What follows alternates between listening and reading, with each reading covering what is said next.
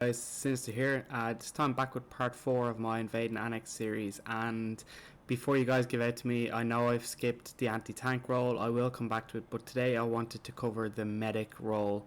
A really fun role to play, and one of the probably the most unique role that Invade Annex has, and one of the most impactful roles at the same time.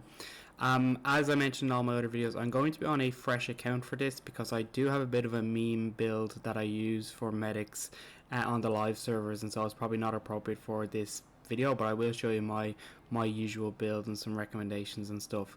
Also important to note, the medic is the first whitelisted role that I'm going to be covering, so I will be going into it in a bit more detail than some of the other roles, so this may roll over to be, another 15-minute plus video. I do apologize for that, but I will have timestamps in the description.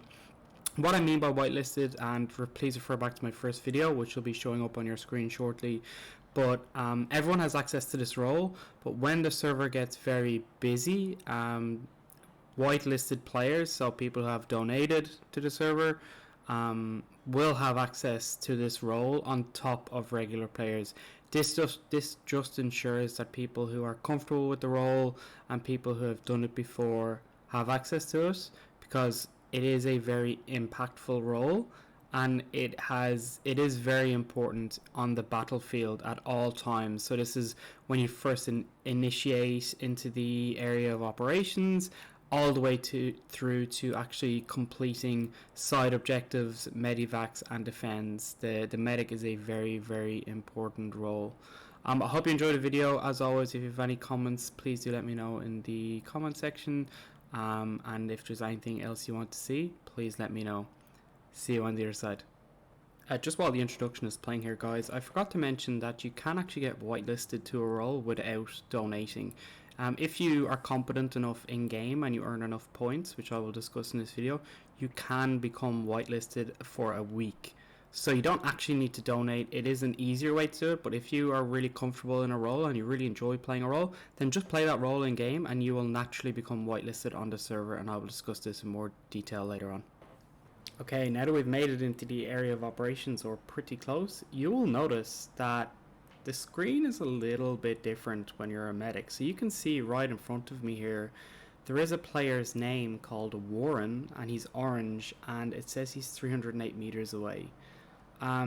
So when you're a medic, you can actually see the health status of other players that are nearby. So in this case, Warren has actually been downed or incapacitated, and I can see where he is on the map. And as you can see, he has just gone blue.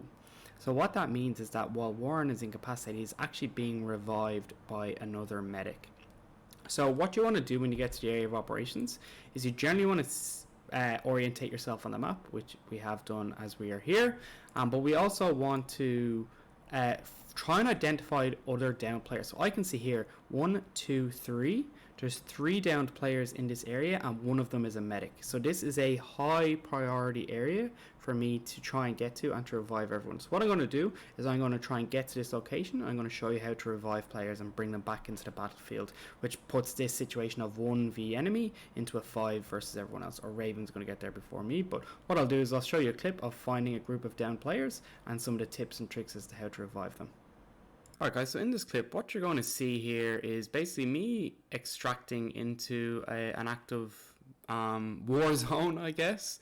And as I mentioned in this video, the medic is a support role. It's not a frontline infantry, it's not a rifleman, it's not a machine gunner, which you guys will have seen in other videos. It's a very unique role, and so what I'm doing when I get into the AO in this video is I'm being very careful. You'll see that once I got out of the helicopter, I immediately lay prone, and then I'm trying to find the nearest bit of cover while I'm checking my map to see, are there any allies, are there any friendly people near me, or are there any downed targets that I can maybe heal or support.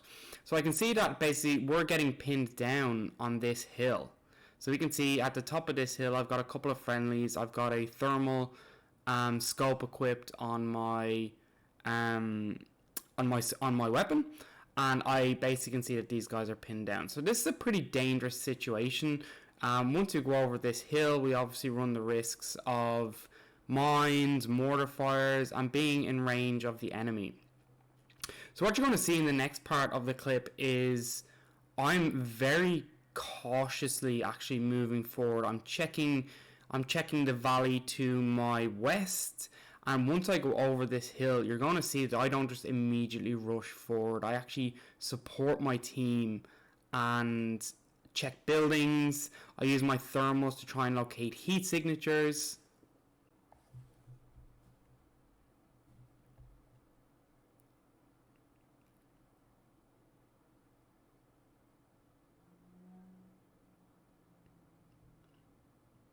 And you'll see I'm constantly moving up with my teammates. I'm never going in front of them. I'm always very close to them. I'm making sure that they feel safe, and we're working as a group to try and get forward and move into the area of operations. So at this point, we've actually moved into the red zone, which is the really dangerous part of the objective. And I'm just moving from cover to cover. I'm checking left and right. I'm trying to keep up with my teammates and everything else. So you can see at this point I just whip out my weapon and I just check the beach and the valley just to make sure there's no enemies there, because I can obviously hear fire continuously, and I just want to make sure that we are safe and that we're not pinned down, because once we go over this ridge we're going to be very vulnerable.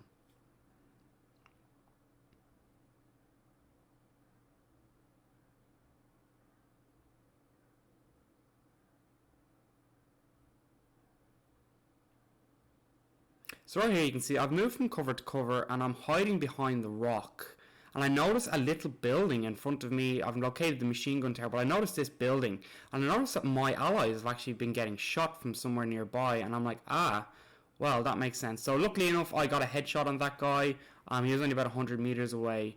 And then the next thing I do immediately is I notice I have 2 downed teammates who probably got shot at either from that machine gun tower, which looks empty, or the house that I just killed the guy in. So at this point I feel like I can make an attempt to revive my teammates. Now, what you're going to see is, as we discussed earlier, you're going to see their orange names.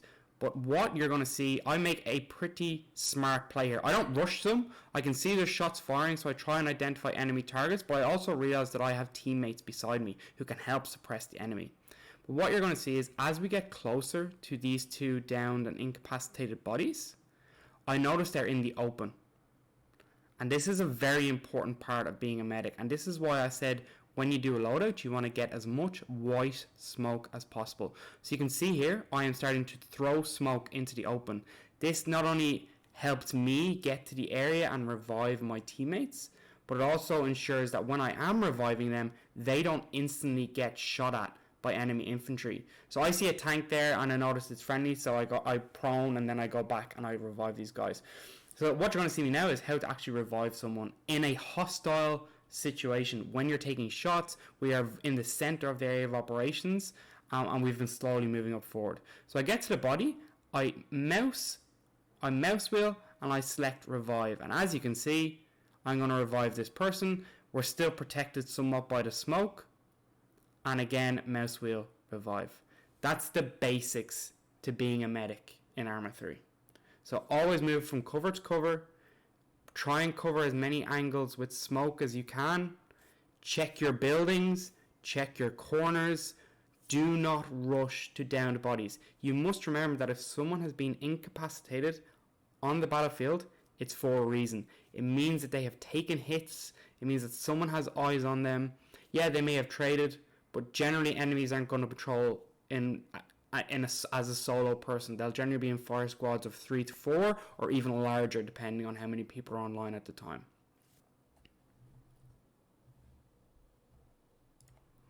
Alright, so in this clip, it's basically just a continuation of where I left off in the last video, and even though I have revived a lot of my teammates, you'll notice that I'm still very cautious and people are still getting shot at, so there's clearly a large enemy presence here. So this is just, I'm just reviving my teammate beside me, but as you can see, my allies have instantly gone prone and they're trying to suppress enemies because they understand the value of having a medic on the battlefield.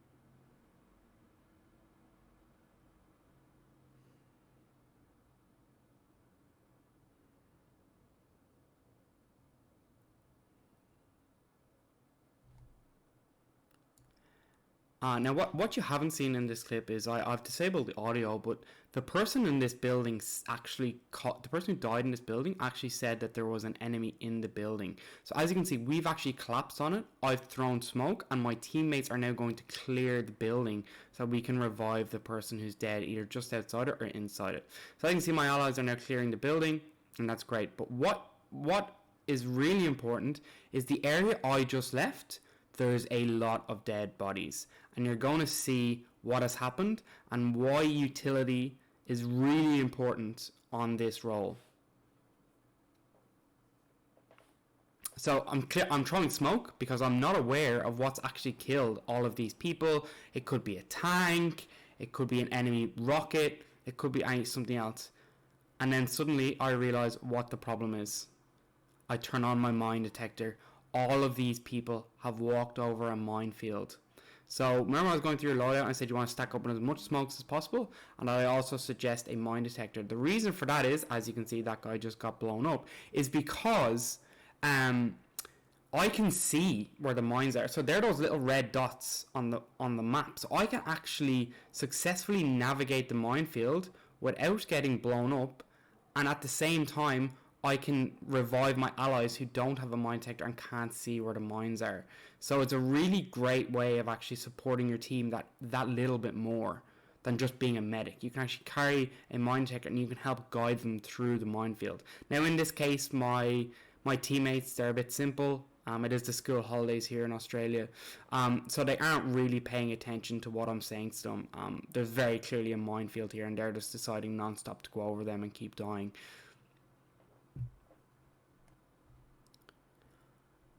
So what I've done here is I actually died to an enemy sniper a little bit later on in this section, and you're going to see this person in the ghillie suit makes a very smart decision. They recognize me as being a medic, and they recognize my value in this situation where we have a lot of downed bodies, and he moves me into cover. He moves me away from the danger, behind an armored vehicle, so that I can get revived and so that I can support my allies.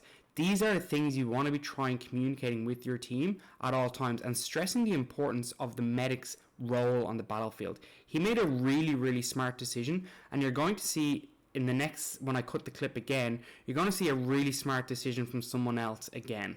So we'll just cut forward to that now, and I'll see you on the other side. Alright, so what you'll notice on this clip is I've gone back towards the building that I thought we had cleared out earlier. And the reason why I go back to it is I noticed there were quite a number, you'll see it on the map here, there were quite a number of dead bodies in the area, so I wasn't really sure what was happening. But unfortunately, I had run out of smokes at this point, so I couldn't safely make it back to the building without, going through an open area. So what happens is this friendly sniper recognizes that I'm a medic, and he drags me to cover again. So as you can see on the map there was a number of downed bodies, and there is a medic up and reviving them. So what he does is he actually drags me here, and a medic comes and revives me. These are the things that you need, and this just helps us outnumber the enemy and be smarter players. So like I said, you've got your machine. In my previous video we talked about the machine gunner and their importance on the battlefield, but now we have two medics up, so we can revive our allies quicker, and they can provide supporting fire a lot quicker, and we can outnumber the enemies a lot quicker. This is how you want to play as a medic, and this is how you want to approach the battlefield also from an infantry point of view when you have medics in your squad. So what I'm going to do is I'm just going to show you this last clip where I revive a couple of people, and then we'll finish this video on showing you the scoring system and how you actually get whitelisted in this slot, so you can play it at any time, 24 hours a day if you're.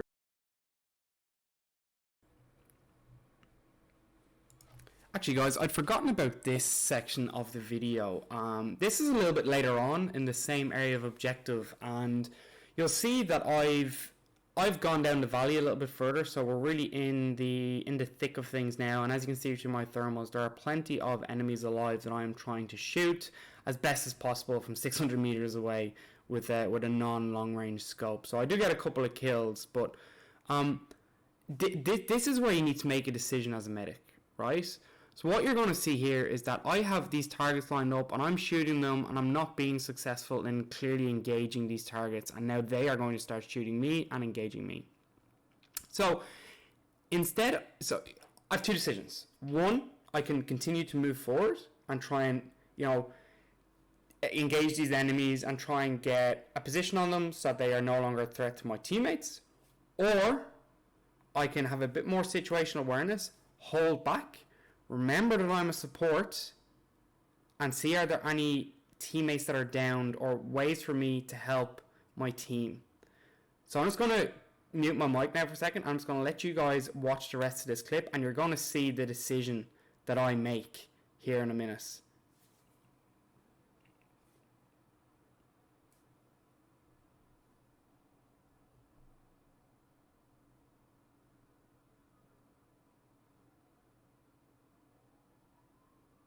So I'm pinned down here. I noticed the tank. I am not going to be moving any more forward. A tank is the strongest suppression machine the enemy have. I'm proning. I can see there are people firing at it to distract it and suppress it, but I am not going to move any further. I'm not going to move closer to the objective in this case.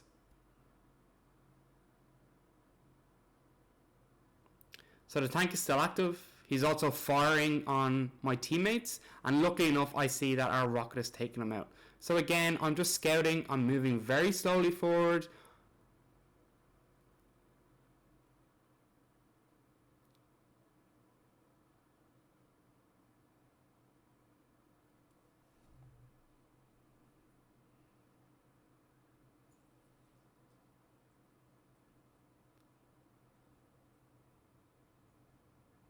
Now, after engaging a couple of more enemies, I make the smart decision. I do not move forward to engage. I find my allies who have been taken down, they were taken out by the tank or other infantry, and I make my way and I try to revive them. That's the smart decision to do here, because if I go in by myself into the area of operations as a medic, no one's going to revive me, and my teammates are slowly going to die, and we're going to have to extract into the area of operations again, and it's going to be an unsuccessful attempt to penetrate the enemy. So in this case, I make the smart decision. I have a rifleman covering me while I'm reviving. My guy is behind a rock. I prone. I have cover from the rock. I have suppressive fire, and I revive my ally, and suddenly we're back into a 3v enemy situation as opposed to a 1, in this case it would have been a 1v enemy situation. Alright guys, as you can see, I am back at the base and I am in my usual good old medic gear. So in order to close the video, I just wanted to show you guys how you actually see how many people you've revived over the course of the week and how you actually get whitelisted. It's a pretty simple system. You press home on your keyboard, which brings up the player menu, and click leaderboards. And if you click leaderboards and you go to Revivalists, so that's the combat lifesaver leaderboard, which is a medic, and you click select, it will bring up the combat medic scoreboard. So in order to get whitelisted, you need to be in the top 3 people at the end of the week. So it resets at midnight every Sunday. So if you're in the top 3, then you automatically get whitelisted to become a medic, and you can play it all day, every day on the server. This screen also tells you how many people you've revived. So you get 0.5 points per revive. And so as you can see here, DV, for example, she has gotten 122. DV here has had 122 revives. So that's it. That's how you get whitelisted, become in the top 3. As you can see, I've revived 4 people because, like I said, this is my main account, and my tutorial videos I'm doing on my other account. But yeah, I've got 4 revives on this guy, and that's it. Thank you for watching, guys. Really hope you enjoyed the video. If any questions, please do let me know, and stay tuned for more. See ya.